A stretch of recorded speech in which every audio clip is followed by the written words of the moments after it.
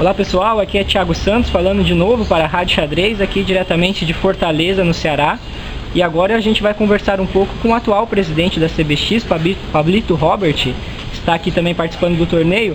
Pablito, obrigado aí por essa entrevista para a Rádio Xadrez. Por nada. E primeiramente a gente quer saber o que você está fazendo aqui no Ceará. Se você está jogando, arbitrando ou apenas fazendo política aqui durante o torneio. Depende dos momentos, né? Enquanto está rolando o segundo aberto do Brasil, Taça Cidade de Fortaleza, eu estou arbitrando, sou árbitro-chefe da competição. Durante o Blitz, ontem, eu fui mero jogador. Como jogador, fiz lance impossível para não perder o costume, perdi partida ganha, ganhei partida perdida, empatei já na última rodada praticamente sem jogar, fiz um empate de GM, né? Um lance, o oponente respondeu e firmamos a tábuas, mas política eu não faço muito. Eu converso, dou atenção a quem quer conversar, quem quer fazer alguma sugestão, quem quer perguntar alguma coisa do que tem sido feito, e a gente dá o retorno porque faz parte da função. A gente dá o retorno às perguntas que estão sendo feitas para dizer exatamente o que nós estamos fazendo, quais são os nossos planos, para que as pessoas possam saber que nós estamos efetivamente trabalhando para o desenvolvimento do esporte. Legal. Puxando um pouco aí o gancho que está falando de você como jogador, eu acho que é o sonho aí de todo árbitro, quando participa de uma competição, tentar causar um pouquinho também, né? Parece que você estava tentando ali trazer problemas para a arbitragem durante o torneio de Blitz ali. Eu estava querendo ver o nível dos nossos árbitros, mas eu não consegui nenhuma partida polêmica, porque normalmente a gente vê o verdadeiro árbitro na hora que surge uma questão complicada. O que no nosso xadrez é bem difícil de acontecer, é raro. Às vezes acontece. Ontem teve um princípio de desentendimento entre dois jogadores, mas foi rapidamente resolvido até mesmo pelos próprios jogadores, né? Que no nosso esporte todos são muito amigos, todos se conhecem, então é difícil. Mas eu tava ameaçando ali o tempo todo os árbitros, dizendo, eu vou arranjar problema para vocês. Mas eu não consegui, né? É dentro do espírito de brincadeira, né? Com razão. Ontem aí o Pablito falando um clima bastante descontraído do torneio de Blitz, né? Que o Roberto Molina acabou sagrando-se campeão. Mas pouco de polêmica. Um pouco de polêmica no final, a gente ainda vai mostrar isso aqui, a partida do Molina com o Giovanni ali na última rodada. Mas Pablito, vamos falar um pouco do torneio aqui. Qual que é o grande diferencial desse aberto aqui em Fortaleza? O que ele está trazendo aí para o xadrez brasileiro? Como é que está a disputa aí na sua opinião? Olha, o grande diferencial é o espírito empreendedor do organizador Ari Maia Júnior. Este é o grande diferencial. Mesmo sem grandes apoiadores financeiros, ele resolveu tocar o torneio mesmo assim, com a premiação muito boa, em um hotel com uma excelente condição, um excelente hotel, de frente para essa praia maravilhosa, que eu acho que os espectadores vão ficar com uma certa inveja da gente, né? O Ceará é muito bonito, Fortaleza é linda, então é um atrativo à parte. E o principal, você e todos os espectadores podem conferir. Esse torneio vem sendo divulgado desde o ano passado, uma grande antecipação, tanto que as vagas esgotaram rapidamente, foram abertas vagas extras, e mesmo ele tendo um salão para mais gente, ele preferiu limitar para ter uma qualidade do torneio, já que só poderia ser feito em 7 rodadas. A disputa está interessante, está meio difícil ainda de ter um panorama, porque nós terminamos apenas a 3ª rodada. Hoje teremos a 4ª e começa, né, alguns confrontos ali, como o Giovanni vai jogar com o mestre Link. Então, a partir da próxima rodada é que eu acho que o torneio vai esquentar um pouco mais, né, no ponto de vista competitivo. Com razão. Fabio, agora 2 assuntos aí que estão sendo bastante discutidos aqui no xadrez nacional de forma geral, né? Queria que você comentasse um pouquinho sobre a desistência do grande mestre Henrique Mecking da Olimpíada e quem será o substituto então do Mecking para compor a equipe brasileira. Foi uma grande surpresa para mim, assim, especificamente, né? Eu não sei para todos os outros, porque poucos meses antes o GM Mecking tinha mandado um e-mail dizendo que ele tinha assim, muito interesse em participar. E como a diferença de rating dele para o sexto era muito grande, e que todos concordavam, até o próprio sexto colocado concordava ser difícil de ser tirada nesse período, a gente antecipou a convocação da equipe absoluta. E, para minha surpresa, no último dia do prazo, ele respondeu que não iria, porque sendo quarto tabuleiro da equipe ou reserva, ele poderia jogar apenas com jogadores muito fracos, de rating baixo, que poderia atrapalhar o rating dele. É uma questão que eu respeito, porque ele tem uma meta, ele tem um objetivo e ele está focado nesse objetivo dele. Então, essa foi a razão dele, a qual eu respeito. Não reclamei com ele por isso, não vou reclamar, não vou fazer isso com ninguém. E o quinto jogador do Brasil vai ser definido tão logo a organização defina o prazo de inscrição. Muito embora eles tenham lançado o site esta semana, não foi definido prazo para a inscrição das equipes. Então nós não sabemos se a gente pode utilizar a lista de maio ou se nós teremos que usar a lista de março. Então a briga hoje, tecnicamente, pelo que a gente tem visto pelo Live Rating, é o Cricor e o Eldebs, com uma certa vantagem para o Cricor. E qualquer um dos dois que entrar representará muito bem o Brasil, com certeza. Podendo utilizar, então, só para confirmar, a CBX vai utilizar a lista de maio, se for possível, no caso de inscrição. Se for possível utilizar a lista de maio, nós utilizaremos a lista de maio. Se a organização fixar o prazo antes da lista de maio, nós teremos que usar de março, e aí já está decidido que seria o Cricor, porque tem 5 pontos a mais de rate. Tá certo. E agora um pouquinho sobre a equipe feminina, aí a gente encerrou então esse circuito. Como que você avalia a realização do circuito pré-olímpico feminino e como é que está a equipe feminina aí para essa competição? Álvaro Aranha, novamente, o técnico da equipe, né? Sim, respondendo a uma de cada vez, eu avalio o circuito positivamente. Com a primeira experiência, a gente está sujeito a alguns erros, mas por incrível que pareça, nós percebemos que foram muitos maiores os acertos do que os erros. E aí fica mais fácil corrigir os erros e aprimorar o próximo circuito. Foi muito positivo porque nós vimos uma movimentação intensa.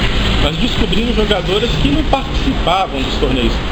Quem pegar a classificação completa, mesmo aquelas que não fizeram nenhum ponto no circuito, poderão ver que nós tivemos mais de 120 participantes em todo o circuito pré-olímpico. É um número expressivo, considerando que a gente estava acostumado a ver nos brasileiros 30, 40 jogadores participando. A partir do momento que a gente consegue chegar a um número, com alguns torneios difundidos, um número tão grande, a gente vê que o xadrez feminino tem um universo razoavelmente bom de participantes no nosso país, podendo melhorar ainda mais, né? Então essa é uma meta uma nova meta que a gente tem graças ao circuito. O circuito trouxe uma experiência razoável para a gente nesse sentido, além do fato dele ser um critério mais justo de formação da equipe, porque a gente não pega já pensou se a gente usasse o brasileiro deste ano como base e que a Artemis ficou em 6º lugar e ela estaria fora? A Artemis nitidamente hoje é a terceira ali, juntinho das duas primeiras. Não há uma grande diferença que a separe, né? Há ali um pouco mais de experiência da Vanessa e da Teral, mas que a Artemis com muito pouco tempo vai igualar isso. Então já pensou ela fora da equipe por um torneio? Ou um torneio que é uma outra das etapas que ela não foi tão bem. Então quando você pega um conjunto de resultados, você consegue aferir melhor quem pode representar o país. Porque a Olimpíada é um torneio muito longo, não é um torneio de tiro curto. É uma rodada por dia, você tem descanso, você tem como se recuperar. É a mesma coisa que um circuito longo, você pode se recuperar de um torneio para o outro.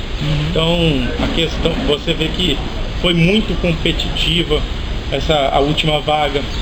Nós chegamos à última etapa com 3 vagas indefinidas, muito embora a gente soubesse que das 3, 2 com certeza estariam dentro. Das 3 que já estavam entre as 5, 2 estariam dentro forçadamente. E apenas na penúltima rodada que nem na penúltima rodada, apenas após a última rodada nós tivemos consolidado que aquelas 5 seriam as 5 mesmo classificadas. Porque se a Fernanda ganhasse da Vanessa, a Fernanda tomava a vaga da Xanga. Então o circuito foi apertado até a última rodada do Brasileiro Feminino. Só para quem não viu, por acaso, a classificação, quais são as 5 jogadoras que vão representar o Brasil? Pela ordem de classificação, a Vanessa Feliciano, pertinho dela a Juliana Teral, mais próximo delas a Artemis, depois vem a Vanessa Gazola e coladinha Suzana Chang. Suzana Chang. E a participação do Álvaro aí como técnico da equipe pelo segundo ano consecutivo? O Álvaro está confirmado, a menos que ele não aceite por alguma razão, se surgir algum motivo particular, até porque a Olimpíada é só no final de agosto para setembro, mas ele está confirmado. Nós gostamos do trabalho que ele desempenhou na última Olimpíada, nós acompanhamos o trabalho dele. Eu mesmo, durante um período curto, resolvi fazer algumas aulas com ele como um aluno comum, como outro qualquer. Perguntei o preço a ele antes como se fosse para qualquer outra pessoa e marquei as aulas e fiz com ele, pagando tudo certinho, nada de favorecimento, nada de amizade. Eu contratei um profissional para ver o trabalho dele mais de perto e eu gostei muito do que eu vi. Eu tenho visto que os principais atletas que ele toma conta se destacam, e isso não é só uma avaliação minha por contato com ele, até porque o meu contato com ele começou em torneios, e muito antes de eu ter contato com ele eu tive com outros professores, como jogadores, enquanto fui presidente da Federação de Espírito Santo, árbitro em alguns torneios por lá, eu conheci vários deles. Então o Álvaro foi uma escolha coletiva da diretoria da CBX, avaliando alguns nomes possíveis, de pessoas que já trabalham com os atletas de base e com as atletas do xadrez feminino. E nós vimos nele algumas qualidades que se sobressaíram nesse aspecto. Inclusive eu posso até citar um caso, enquanto árbitro do FENAC em 2010, não tinha grandes contatos com o Álvaro, e ele estava lá acompanhando alguns dos seus alunos. E ele procura estudar emparceramento, as regras de emparceramento. O programa emparcerou, flutuou o aluno dele por 2 vezes seguidas. Ele foi lá na sala de arbitragem reclamar que estava errado, as regras não estavam sendo respeitadas, ou seja, ele luta pelos atletas dele também. Ele procura ter um conhecimento técnico de emparceramento e arbitragem para poder brigar pelos seus atletas, e isso é um papel de capitão de equipe. O capitão ele tem que conhecer regras muito bem e ele tem que ter esse espírito combativo. Nós tivemos na última Olimpíada, eu tive que substituir ele em um match apenas, que foi contra o Quirguistão. Ele estava muito doente, passou muito mal, teve um princípio de gripe muito forte, febre, talvez pelo clima, alimentação. E ele foi medicado pelo médico da organização do torneio, e eu falei com ele para ficar no hotel que eu substituía ele nesse match. E nesse match nós quase tivemos problemas, a equipe era catimbeira. Eu não sabia que o Quirguistão jogava igual o futebol sul-americano, na base da catimba. E eu tive que marcar presença o match inteiro para as jogadoras do Quirguistão não intimidarem as brasileiras, e deu resultado que nós ganhamos no tabuleiro por 2,5 ou 1,5, uma equipe que tinha o rating mais alto. Legal. Então o Álvaro ele tem essas qualidades, ele tem o trabalho dele é aprovado pela diretoria do CBX e foi plenamente confirmado na última Olimpíada, motivo pelo qual a gente nem cogitou a sua substituição. Bacana. Pro time masculino, teria algum capitão ou técnico também para este ano? No masculino, nós estamos em busca de um técnico, uma pessoa para atender exatamente o pedido dos próprios gêmeos, preparador de abertura, uma pessoa para fazer isso especificamente, ficar pesquisando as aberturas, fazer as propostas, discutir com os jogadores, e para isso não pode ser qualquer nome. Então nós estamos à procura de alguns nomes na Europa, aqueles jogadores que já têm experiência, que já dirigiram equipes fortes. Algum candidato vocês têm em mente já? Alguns nós nomes? Temos alguns, mas nós preferimos não divulgar nome para evitar a concorrência. Tá certo. E agora falando então sobre a composição da nova diretoria da CBX, final do ano tem uma eleição novamente, sua chapa vai tentar ser reeleita, né? E você vai tentar novamente ser reeleito pela CBX. Alguma mudança com relação à última gestão? Como que você avalia isso? Quem são aí os possíveis candidatos que você vai enfrentar? Você sabe alguma coisa? Poucas mudanças, né? Mais a entrada do professor Ari Maia Júnior, né? Que mostrou um excelente trabalho e nós vimos que seria uma peça muito importante para ajudar a desenvolver ainda mais o xadrez brasileiro. Nós fizemos o convite, ele aceitou e demais, assim, nós não temos outras mudanças em mente. Candidatos possíveis eu não conheço. O Giovanni foi da última vez, mas dessa vez ele não tem se pronunciado a esse respeito. Ele até teve uma conversa comigo, não mostrou que estaria interessado em concorrer. Está focando em outras questões, como a ADX que ele montou, a carreira como jogador ainda. Ele cuida também da carreira da filha, do Gizinho, que está começando, né, e está mostrando um bom xadrez para a idade dele. Então, não sei se ele seria novamente, mas acredito que não. E não vejo outros nomes por aí, ninguém fala. O que eu até acho estranho, porque quando você quer concorrer a algum cargo, você tem que o quanto antes se apresentar, né? E quem se apresenta de última hora vai mostrar o quê para ser avaliado? Porque a avaliação uma avaliação não pode ser feita de última hora. Eu cito como exemplo aqui a candidatura da Olimpíada de 2014, que foi decidida em 2010 no Congresso da FIDE durante a Olimpíada. Tromsø, que é a cidade da Noruega, começou a campanha durante o ano de 2009. Eu fui no Congresso da FIDE em 2009 e tinha stand da candidatura de Tromsø lá. Durante o ano de 2010 foi muito forte, eles disparando e-mails, site, panfletos, eles mandavam os folders para os países, para as federações. Durante a Olimpíada eles montaram um stand muito bonito, com imagens, vários folhetins com imagens da cidade, explicações, ponto turístico, sobre o sistema de voos charters que haverão, toda a logística. Eles mostraram com muita antecipação tudo.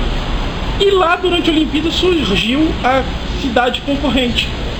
Só lá, há poucos dias de ser julgada a proposta, surgiu uma cidade concorrente, que me fugiu o nome agora, mas é na Bulgária, e que é uma praia com todo o complexo de hotéis a 200 metros do local de eventos. Todo mundo ia andando pro torneio. E todo esse complexo na beira da praia, e a Olimpíada programada para época de verão, que faz calor. E eles perderam porque se apresentaram de última hora. Eles certamente tinham o melhor lugar, mas por não se apresentarem, perderam, né? E eu fiquei até chateado, porque quando eu vi as propostas deles, eu falei, poxa, tomara que eles ganhem, mas eles perderam de muito. Depois de jogar naquele frio da Sibéria, né, jogar na praia ali no verão seria interessante. Porque o da Sibéria não foi na época de inverno, então o único dia que nevou foi uma nevezinha bem fraca, fez 2 graus nesse dia. A temperatura ficou oscilando ali entre os 4 e 10, mas lá a sensação térmica é pior por causa do vento. Mas nada comparado ao que vai ser Tromsø. Tromsø é lá em cima na Noruega. É clima polar, né? Entendi. Lá vai ser terrível de frio. Pablito, uma resposta rápida aqui. A sua gestão tem intenção de convidar o Giovanni Vespri para compor algum cargo, alguma função aí nessa nova administração da CBX ou não? Olha, toda ajuda é sempre bem-vinda. Nós avaliamos todas as situações, não só ele, mas como outros nomes também.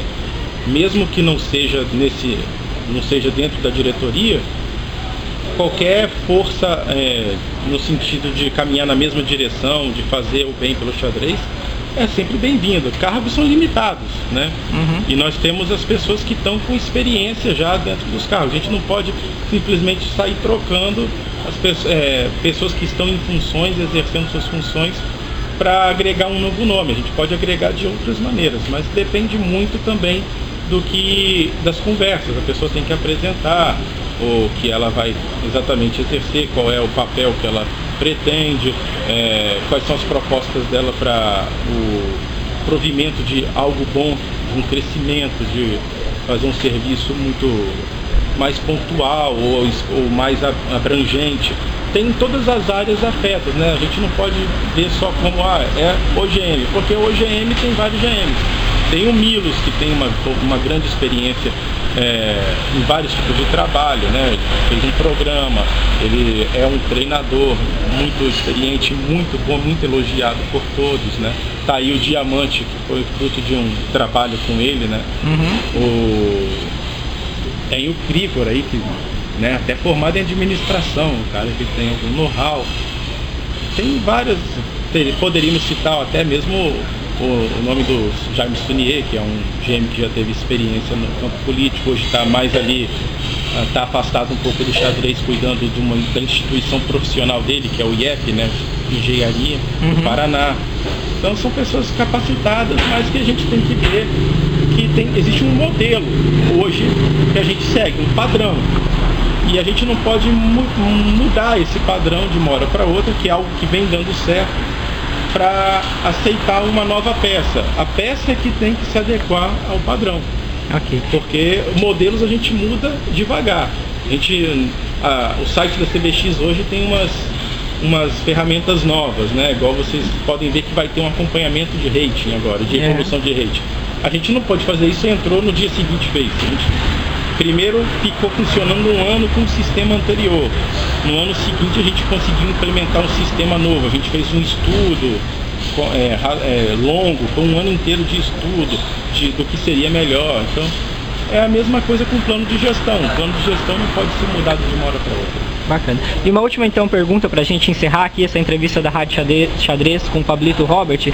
Defina pra gente, Pablito, qual é a participação do grande mestre Darcy Lima nessa gestão da CBX? O que muita gente pergunta sobre isso, né? Fala que o Darcy, embora não esteja presente, ele por trás ali tem uma participação muito grande. Defina então aqui pra gente nessa entrevista a participação do Darcy Lima. Eu não consigo entender essa questão de ele não estar presente. Ele está muito presente, né? Ele cumpre com o papel dele. O papel dele é relações exteriores. Então ele faz o nosso meio campo com a FIDE e faz magistralmente. É uma figura que eu não abro mão na minha gestão. Quem fez o convite a ele quando eu fui candidato fui eu. Ele não queria entrar na CBX. Quem o convidou e insistiu fui eu. Assim se deu com o Bento. O Bento ele não queria, disse que não ia continuar, e eu insisti até os 45 do segundo tempo para o Bento, até a data quase que limite para mandar a composição da chapa dentro da convocação da eleição, até o Bento aceitar. Então são dois nomes que eu pessoalmente quis na minha chapa, insisti, batalhei, porque eles têm uma experiência muito grande nos dois cargos que eu coloquei eles. E, assim, o Darcy, além disso, tem outras experiências, e que a CBX ela não pode ficar engessada a pessoas ficarem apenas naquele cargo específico. Nós temos que ter um dinamismo. Nós temos o Charles, que está ali como VP financeiro, mas ele faz um forte trabalho para o xadrez escolar, junto com o Júlio e com o próprio Darcy. Então, não é uma questão de fulano não gosta de ciclano, beltrano. Eu não levo isso em consideração. Eu levo em consideração a capacidade e a minha confiança na pessoa que eu estou convidando. Eu não vou convidar uma pessoa que é capaz, mas que eu não tenho confiança, ou que eu tenho confiança e que não é capaz. Eu não abro mão de ter pessoas competentes nos cargos que eu escolhi, porque senão a gestão não vai funcionar. E o fracasso cai sobre as costas do presidente. O presidente sou eu. Tá certo. Aí esclarecedora então essa questão, entrevista da Rádio Xadrez com o Pablito Robert, presidente da CBX. A gente agradece novamente, Pablito, essa oportunidade. Eu que agradeço a oportunidade de falar para você. Libertadores. Legal, é isso aí, pessoal. Então aqui Thiago Santos, diretamente de Fortaleza, no Ceará, nesse sol maravilhoso aqui. A gente já tá vendo ali, olha, no outro lado do salão, o grande mestre Felipe Aldebes, o MI Roberto Molina. Daqui a pouco a gente vai lá conversar com eles então, e nos despedimos aqui com o Pablito. E bom torneio aí pra todo mundo, né? Pablito, até mais, valeu, obrigado.